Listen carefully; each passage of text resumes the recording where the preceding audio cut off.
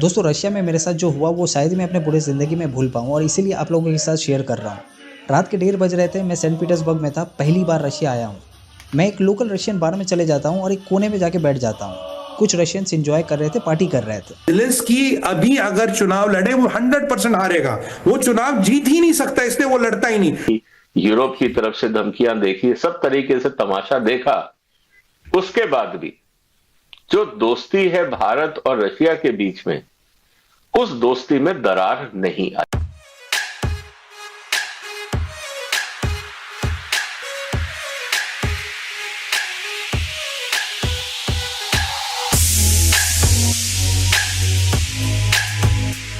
मुझे नोटिस करना इतना भी डिफिकल्ट नहीं था क्योंकि मैं एक भारतीय हूँ और मुझे 100% पता है कि यहाँ पे कोई फॉरेनर तो आता होगा नहीं। बारटेंडर ने मुझसे पूछा कि आप कहाँ से हो। मैं एक भारतीय हूँ और पहली बार रशिया आया हूँ, और उसके बाद जो होता है वो आप खुद ही देख लो। This is my friend. From India. He's from Russia. Guys, ये जो गाना 2.0 है, मतलब रशिया 2.0 है, रशिया इन विंटर। अभी मैं मॉस्को में हूँ, ऑब्वियसली मैं अभी आपको बता दिया हूँ। हाँ, क्या करूँ, दिमाग काम नहीं कर रहा है भाई, इतना ठंड है ना, मैं क्या बताऊँ। ये बज रहा है, ये सिर्फ मेरे लिए प्ले कर रहे हैं।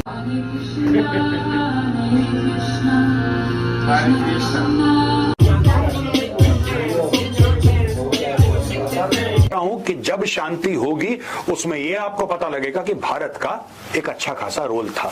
बाद में 6 माह के बाद या 8 माह के बाद या महीने साल के बाद जब यूक्रेन के अंदर कोई सेटलमेंट होती है तो America will try and come back to establish a relationship with India. नमस्कार दोस्तों, हमने देखा है कि भारत और रशिया की जो दोस्ती है वो तो बहुत मजबूत है, लेकिन ये भी देखने वाली बात है कि क्या जब भारतीय रशिया जाते हैं तो क्या उनका वैसे ही बहुत ज़्यादा स्वागत वहाँ पे होता है, उनको वेलकमिंग होती है। हमने ये भी बहुत सारी वीडियो देखे कि अफगानिस्तान में तो बहुत अच्छी वेलकमिंग होती है और हमने ऐसे कई वीडियोस देख ली हैं। अब ये पहली बार एक ऐसा वीडियो आया है जिसमें रशिया में कोई भारतीय जाता है तो उसका किस तरह से वो स्वागत होता है और रशियन लोग कितने ज़्यादा खुश होते हैं देख के कि भाई कोई भारतीय उनके देश में आए। तो यही सारी क्लिपिंग्स हम देखेंगे, इसमें पाकिस्तान का रिएक्शन भी हम देखेंगे कि किस तरह से अब कहा जा रहा है कि ज़ेलेंस्की भारत आने वाले हैं और रशिया यूक्रेन वॉर को रुकवा दिया जाएगा, और मोदी जी का बहुत बड़ा रोल इसमें है, भारत का बहुत बड़ा रोल इसमें है। इसके बाद पाकिस्तानी मीडिया के हाथ पैर फूल गए हैं, तो खैर डिटेल वीडियो तो अलग उसमें देखेंगे, लेकिन फिलहाल हम देखते हैं कि जब भारतीय रशिया पहुंचता है तो किस तरह से उनका स्वागत वहाँ पे होता है। तो वीडियो को अंदर जरूर देखिएगा, वीडियो अच्छा लगे तो लाइक और शेयर जरूर करें, चैनल को सब्सक्राइब करना ना भूलें और बेल का आइकन प्रेस करते हैं लेटेस्ट नोटिफिकेशन के लिए। आइए आगे बढ़ते हैं इस वीडियो में। और अभी देखो मैं क्रेमलिन की तरफ आया हुआ हूँ, ये कुछ एरिया है, क्रेमलिन का एरिया है, तो उस तरफ है रेड स्क्वायर जिधर मैं अभी जाने वाला हूँ। और ये बस ऐसे ही कोई स्पॉट में खड़ा हुआ हूँ, यहाँ से मेट्रो स्टेशन में निकला। ये देखो क्या डेकोरेशन करके रखा है यार, कितना सुंदर लग रहा है। पिछली बार जब मैं मॉस्को में आया था और जो एक्सपीरियंस मुझे मिली थी ना, उसके बाद मैं सचमुच और एक बार विज़िट करना चाहता था। ऐसे ही नहीं आना चाहता था, स्पेशली विंटर में आना चाहता था जब मतलब चारों तरफ स्नो वगैरह हो और माहौल कुछ इस तरह से हो। तो चलते हैं सेंट कैथेड्रल चर्च के पास।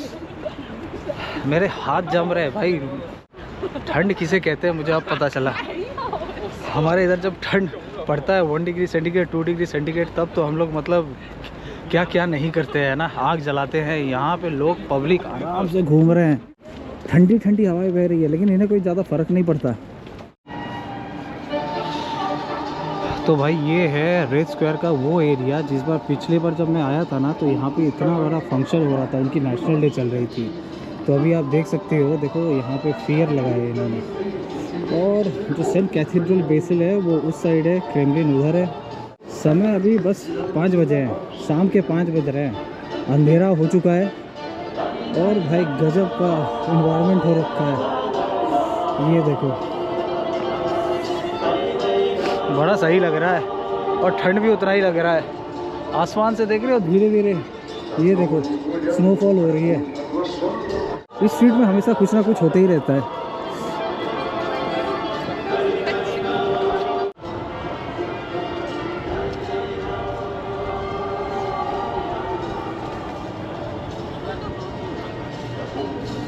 यहाँ पे फेयर तो लगा हुआ है, देखते हैं अंदर जाने देते हैं कि नहीं विदाउट टिकट।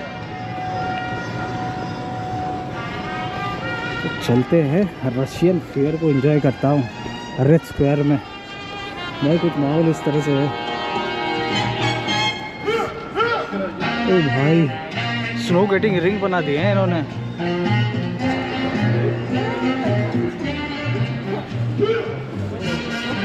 ये देखो भाई,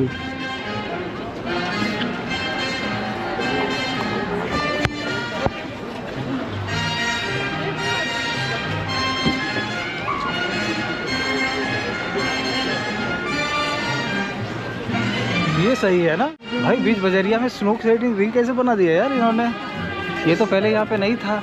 काफ़ी पैसा खर्च करते हैं ऐसे ये लोग। ओ भाई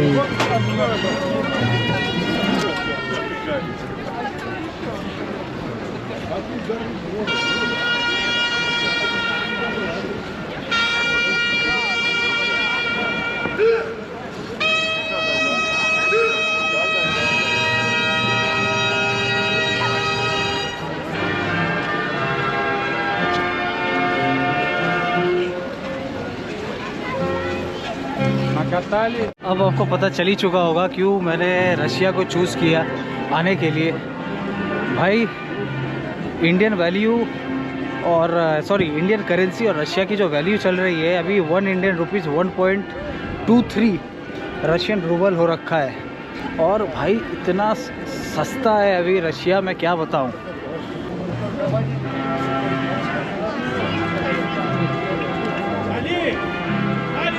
इमिग्रेशन फ़्लाइट एक्सपेंसेस के बारे में अलग वीडियो में बात करते हैं, नहीं तो फिर पूरा मिक्स हो जाता है, ठीक है। तो इसमें बस मैं आपको दिखाता हूँ और ख़ुद भी देखता हूँ रशिया इन विंटर किस तरह से लगती है। पिछली बार भी जब मैं यहाँ पे आया था रेड स्क्वायर में, तब एक अलग सा एक्सपीरियंस मिला था और इस बार भी कुछ अलग सा ही एक्सपीरियंस है भाई। एक दिन तो लग गया मुझे इस माहौल में, मतलब यूज़ टू होने में। -4 डिग्री सेंटीग्रेड हो रखा है, मजाक थोड़ी है एक भारतीय के लिए। यहाँ के लोगों के लिए कुछ बड़ी बात नहीं है, लेकिन हमारे लिए तो भाई फ़र्क पड़ता है ना। ये देखो बर्फ़ ही बर्फ़ है। चलिए उस साइड से आया था मैं। काफ़ी सुंदर लग रहा है यार, देखो आसमान से बर्फ़ गिर रही है, स्नोफॉल हो रहा है। आशा करता हूँ आप कैमरे में देख सकते हो। और कुछ इस तरह का माहौल बना हुआ है। भाजी गजब है यार, ये क्या है भाई।